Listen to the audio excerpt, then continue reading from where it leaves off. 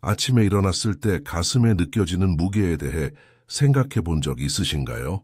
이름조차 정할 수 없는 무언가를 짊어진 듯한 그 느낌.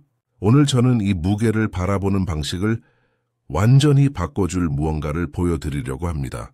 사실 당신이 문제라고 생각하는 것의 대부분은 사실 당신의 문제가 아니기 때문입니다. 이 영상을 통해 매일 당신을 괴롭히는 보이지 않는 무게가 어디에서 오는지 알아보고 왜 해서는 안 될 일에 책임감을 느끼는지 이해하게 될 것입니다.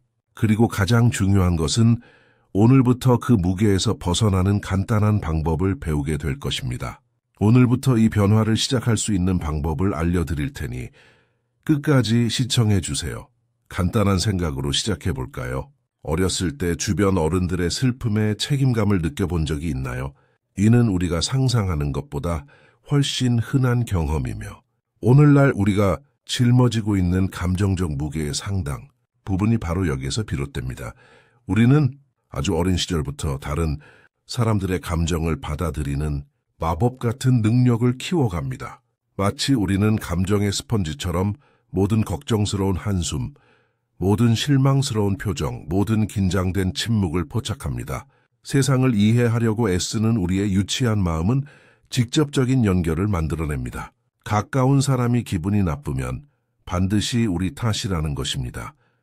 이러한 몰입은 어린 시절에 그치지 않습니다. 어른이 되어서도 우리를 따라다니는 패턴이 됩니다. 아무것도 하지 않았다는 것을 알면서도 누군가의 기분이 좋지 않아서 죄책감을 느낀 적이 얼마나 많습니까? 아니면 자신이 해결할 문제도 아닌 문제에 대해 지나치게 걱정한 적이 얼마나 많습니까? 흥미로운 것은 이러한 몰입이 완전히 무의식적으로 일어난다는 것입니다. 마치 보이지 않는 실이 당신을 다른 사람의 감정과 연결해주는 것 같고 누군가 감정적으로 움직일 때마다 당신도 그 끌림을 느낍니다. 결국 당신은 다른 사람의 감정을 비공식적으로 지키는 수호자가 되어 당신 것도 아닌 짐을 지고 다니게 됩니다. 여기에 첫 번째 중요한 통찰이 있습니다. 건강한 공감과 감정적 몰입 사이에는 근본적인 차이가 있다는 것을 인식하는 것입니다. 공감은 우리 자신의 정서적 온전함을 유지하면서도 다른 사람을 이해하고 지지할 수 있게 해줍니다. 반면에 몰두는 다른 사람의 감정적 무게를 마치 내 것처럼 짊어지게 만듭니다. 자신의 것이 아닌 무게를 지고 있을 때를 알고 있나요?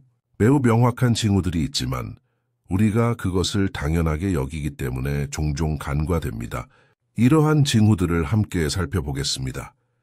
첫 번째 징후는 설명할 수 없는 피로입니다. 특별히 힘든 일을 하지 않았는데도 하루를 완전히 지쳐버립니다. 마치 에너지가 보이지 않는 블랙홀에 빨려 들어간 것 같습니다. 이러한 피로는 다른 특징을 가지고 있습니다. 육체적인 피로가 아니라 깊은 감정적 피로입니다. 또 다른 흔한 징후는 자신의 문제가 아닌 문제에 대해 지나치게 걱정하는 것입니다. 친구의 재정 상황 때문에 잠을 이루지 못하거나 가족이 힘든 시기를 겪고 있어 불안감을 느끼는 경우가 있습니다. 물론 걱정하는 것은 자연스러운 일이지만 그 걱정이 마음의 평화를 앗아간다면 이미 건강한 한계를 넘어선 것입니다. 또한 과도한 책임감도 있습니다.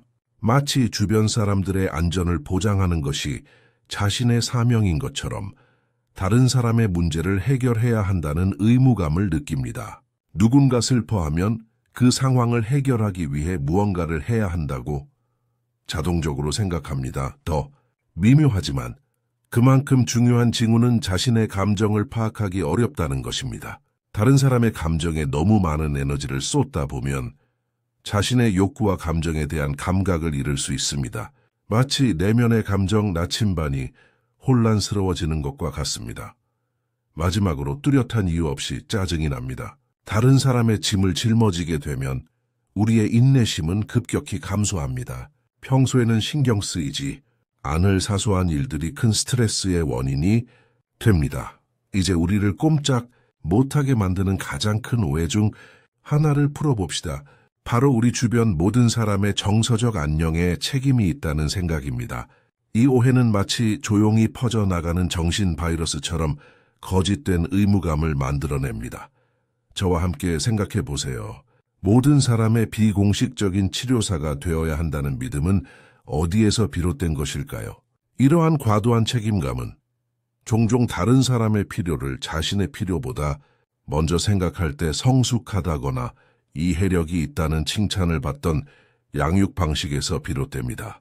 우리는 친절함이 보편적인 문제 해결사가 되는 것을 의미한다고 배웠습니다.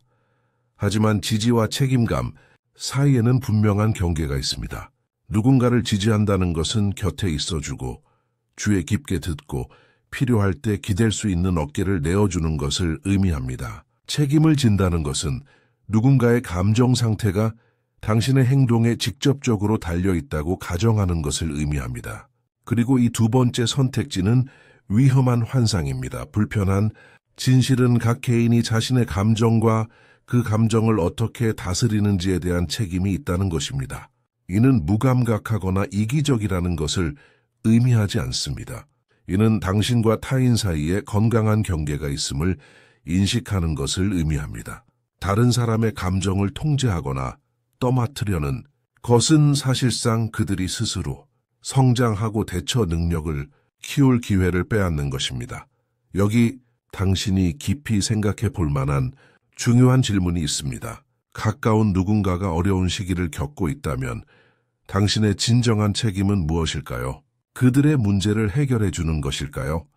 아니면 그들이 스스로 해결책을 찾을 때까지 지지해 주는 것일까요? 그 차이는 미묘하지만 관계의 역학관계를 완전히 바꿔놓습니다. 기억하세요. 생명줄이 되지 않고도 지지의 원천이 될 수 있습니다. 중요한 것은 당신의 책임이 끝나고 상대방의 책임이 시작되는 지점을 인식하는 것입니다.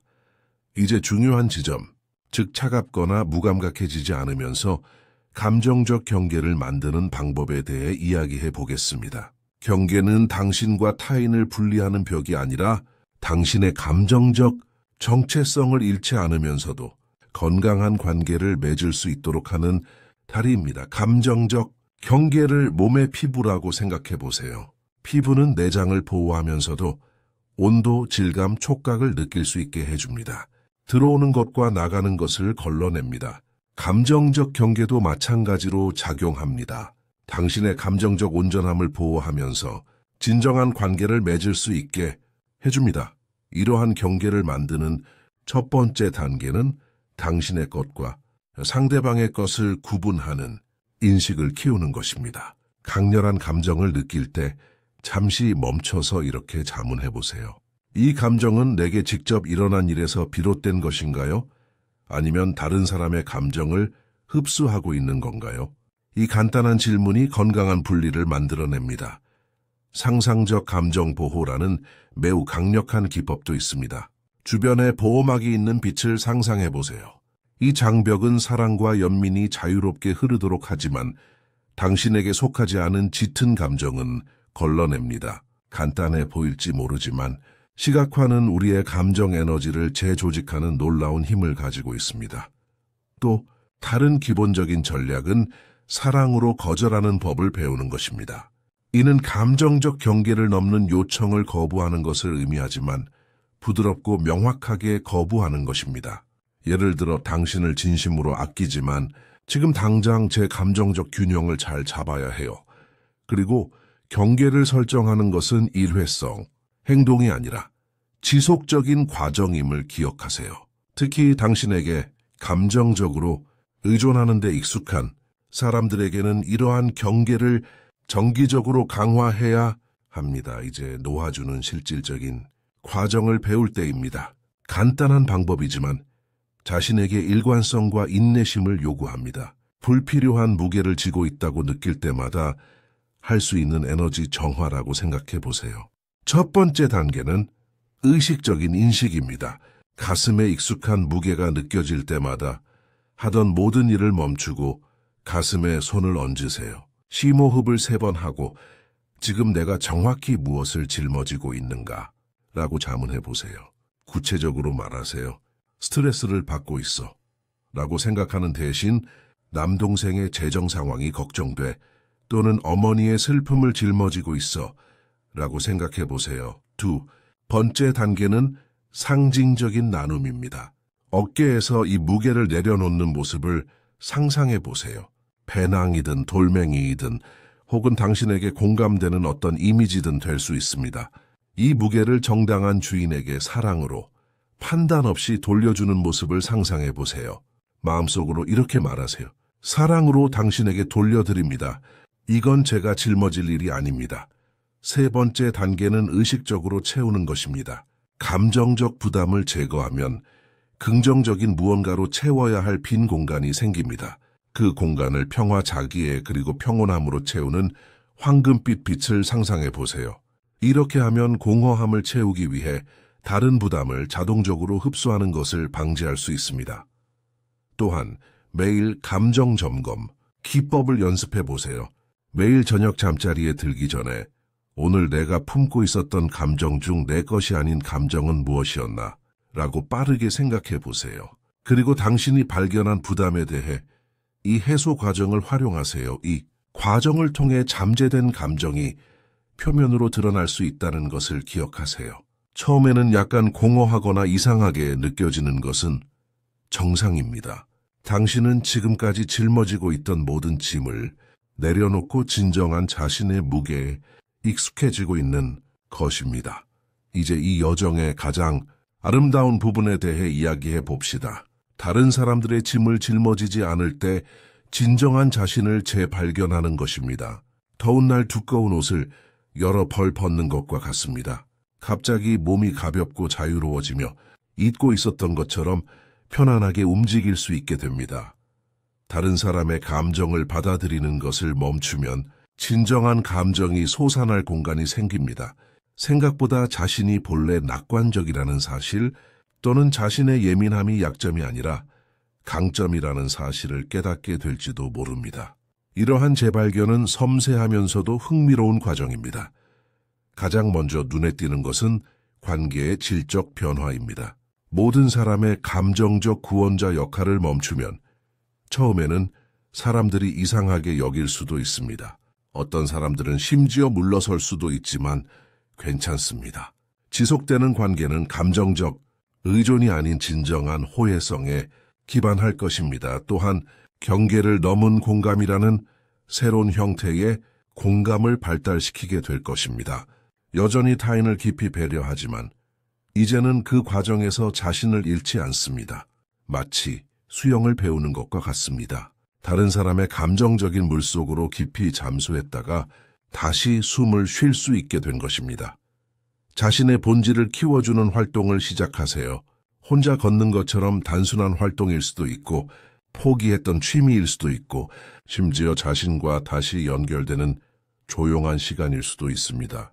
이러한 순간들은 외부의 모든 영향에서 벗어나 자신만의 에너지를 기억하는 데 도움이 되기 때문에 소중합니다. 그리고 중요한 것은 이 과정에서 자신에게 인내심을 갖는 것입니다.